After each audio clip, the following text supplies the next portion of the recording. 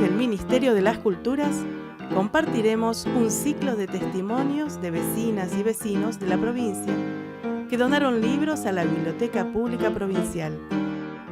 Historias, anécdotas, vivencias en sus voces para la memoria colectiva. Voces en la biblioteca.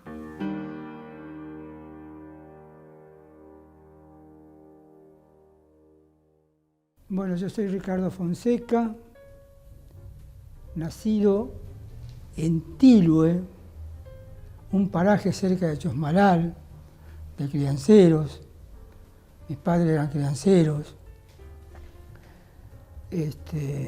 también neuquinos. Y me trajeron cuando ella prácticamente un bebé, tendría 1 o 2 años acá a la zona, y vivimos al pie de las bardas, ahí cerca donde era el peaje. Ahí teníamos el ranchito. Para mí, ese paisaje era un paisaje mítico, porque éramos como casi salvajes. Y a mí me parecía que a la gente la traía y la llevaba el viento, porque así como llegaba, desaparecía. Y bueno, por ahí creo que despertó un poco el asunto de la poesía, pero yo lo relacionaba, yo era totalmente analfabeto, como era mi madre, que fue un poco la mediadora de que yo entrara en el mundo de la literatura. Mi madre era analfabeta, pero tenía una gran sensibilidad poética, digamos, valga la redundancia. Y ella, yo tenía buena memoria, y ella me llevaba con la vecina a que yo me luciera recitando textos patrióticos a San Martín, a Belgrano, a la patria, etcétera, etcétera. De manera que por ahí empezó mi gusto por la literatura, que también le debo mucho a las maestras de esa época, que nos acosaban con composición tema, la vaca, las vacaciones, etcétera, etcétera. Y además nos obligaban a memorizar ciertos textos. De manera que en ese sentido para mí fue muy provechoso, que después siguió cuando ya empecé la secundaria. Pero antes de seguir adelante yo quisiera leer pequeños textos que hablan de ese mundo mítico que les digo.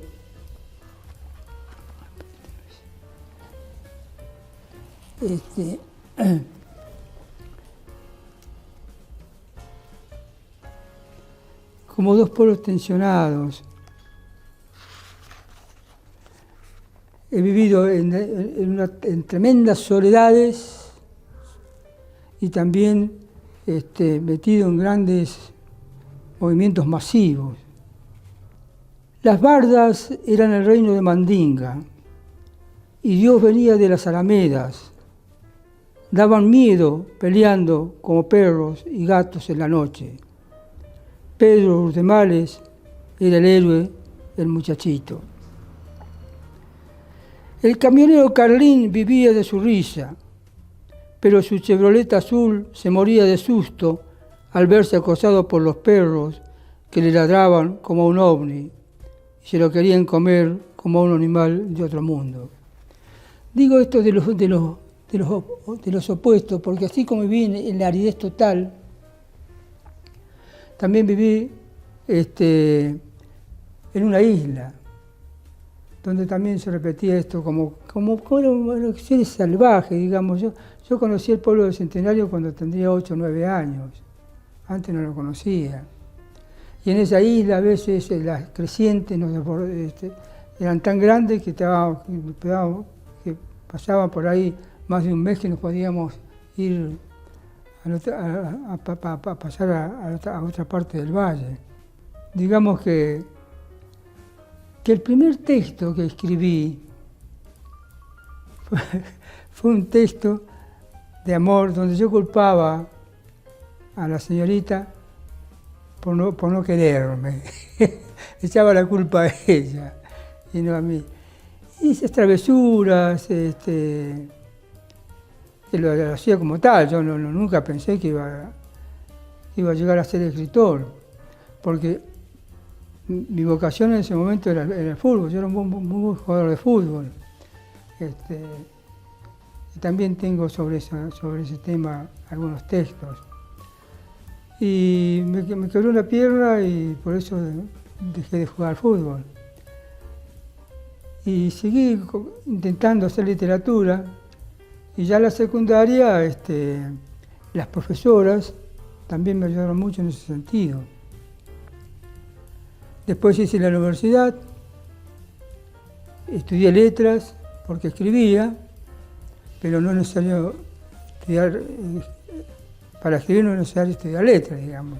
A mí me vino bien porque yo leía de una manera muy caótica, de manera que para ordenarme un poco me vino bien el asunto de estudiar literatura. Y volví, estudié en La Plata, me recibí de profesor de letras en La Plata, y volví a Neuquén, donde trabajé como tallerista en la Dirección Provincial de Cultura.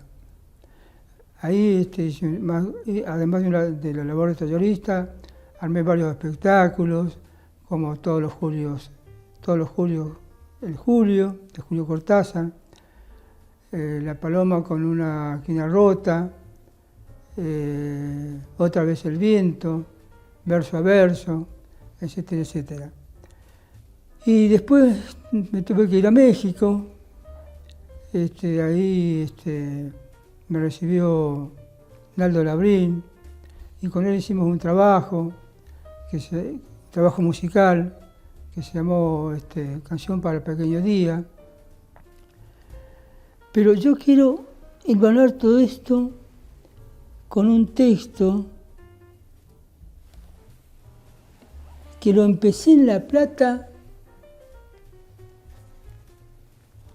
y lo terminé en México, que se llama Allá en el Sur, que es una letra de canción que lo canta Citarrosa. Yo lo voy a decir como texto, porque se lo dedico a mi madre este texto.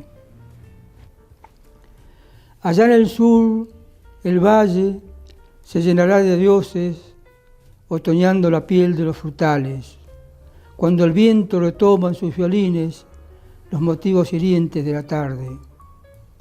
Allá en el sur, quizás tu voz sedienta me esté nombrando con las últimas uvas. Allá en el sur, me perderé en tus sueños como deshechos pájaros de bruma. Allá en el sur, los álamos y el viento llenarán de nostalgia los caminos. Allá en el sur tal vez esté lloviendo sobre el rostro solar de los amigos. Allá en el sur, mi madre silenciosa le inventará canciones a mi ausencia. Allá en el sur me puede estar llamando el grito más herido de mi tierra. Yo me considero un laburante de la cultura popular y en ese sentido lo reflejo tanto en mi literatura, en mi escritura, como en las acciones que he llevado a cabo a través de talleres literarios, de espectáculos. Por eso también escribo para la canción, escribo para la poesía, hago narrativa, últimamente hago narrativa, pero siempre dentro de ese marco, dentro de esa estética de lo popular, digamos, donde la literatura es un espacio para compartir con el otro, de manera que para mí el texto literario tiene que tener también, o llevar con él la llave para que el lector la pueda abrir sin demasiada dificultad y no sea algo hermético, inentendible, que no se pueda leer, digamos. Así que todo está en esa dirección y en ese sentido soy también un promotor de las bibliotecas populares. Incluso cuando llegué de México, lo primero que hice fue convocar a amigos de mi hermano, que es uno de los 30.000 desaparecidos por la terrible dictadura militar, para en su nombre hacer una biblioteca para que su desaparición no fuera en vano. De manera que desde ahí estamos haciendo toda una labor cultural. Es una biblioteca que más actividad cultural desarrolla, me parece, que en la provincia. De manera que es un centro de promoción de lectura, de la escritura y también de otras disciplinas artísticas. En este momento estamos dando una serie de talleres para chicos, para grandes, de manera que en ese sentido me siento feliz con lo que hago, digamos, ¿no? Porque yo vengo de una familia tremendamente pobre, vivimos casi a la miseria. Mi hermano mayor me contaba que mi mamá me salvó de morirme de una pulmonía poniéndome a calentar en las piedras. Así que, y otra cosa que yo quisiera reconocer, que después de la primaria, porque yo trabajaba en las chacras, trabajaba juntando podos, juntando manzanas, trabajaba en los aserraderos. Trabajando en un aserradero, el hijo del dueño del aserradero me instó a que yo siguiera estudiando, porque yo no iba a estudiar, terminaba la primaria, yo me iba a quedar ahí. Y él me instó a que siguiera estudiando, me compró algunos libros, me fue a inscribir a la escuela secundaria y así hice la secundaria. Y después, con mucho esfuerzo también, me fui a la Universidad de La Plata y a estudiar letras. Y tengo mucha gente amiga que reconocer, Irma Acuña sobre todo, pero también a todos los escritores como Mansilla, Aldo Novelli, Ricardo Costa, Maki Corbalán, Gerardo Burton, toda una camada de escritores de primera línea, digamos, que no desentonan con lo que se pueda estar escribiendo a nivel país.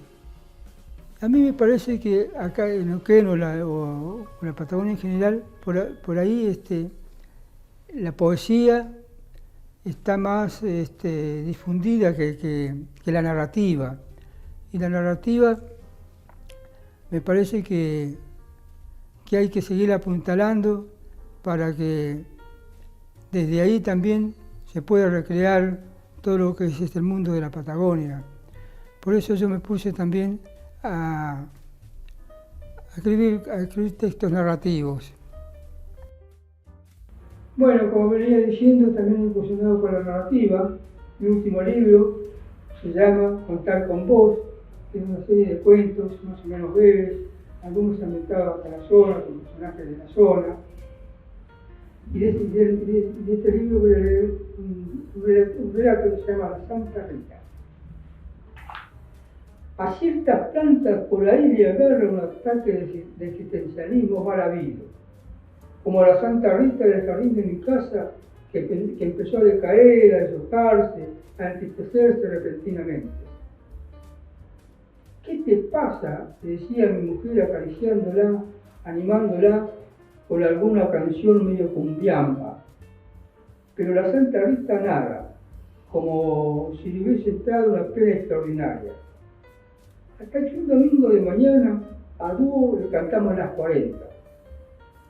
O te reanimas o te desterramos para siempre, le dijimos bajo un sol sostenido. Y al tercer día nomás comenzó a florecer, llamando la atención de las mariposas que iban y venían, girando en espiral, rodeándolas, rondándolas, alegrando los ojos de quienes, tan solo por oír el viento, agradecen sin más haber nacido. Y para mí Neuquén es un lugar mítico más que nada, porque todos los personajes que yo conocí, que después los estudié literariamente, parecían que fueran de otro mundo. Y yo a esos personajes los he seguido tanto, y que me han seguido incluso a mí, y hay un texto que es una canción, es una milonga, sobre el indio Monteado, que fue un personaje que llegó por esta zona a desmontar, a quemarse los ojos, montando campo ajeno, como digo, y después también desapareció como si nada, ¿no? Como Doña María Chica, por ejemplo, una señora que llegó, armó una chacrita ahí cerca del peaje, y también desapareció, como llegó, y así tantos personajes como Martín Melequeo, como Salamanca, como Carreño, como tantos otros, ¿no? Canción de entre semana. Una canción traída por el viento puede cambiar de acento la era digital. Una canción que por fuera y por dentro irrumpa en el desierto como el sol en el mar. Una canción que alegre y que no tema dibujar en la arena un sueño que abrazar, y en cada primavera, también a su manera, al árbol de la vida lo haga resucitar. Que a los sueños despiertos nunca los dé por muerto, y en clave musical se escuchen esas voces que olvidaron los dioses mucho antes del Big Bang. Canción que entre semana estalle en las ventanas y en un tiempo real desarmemos la trama que se esconde en las ramas de las flores del mal. Canción donde se grabe que hay que quemar las naves y volver a empezar antes que el cielo acabe tirándonos las llaves de un mundo fantasmal.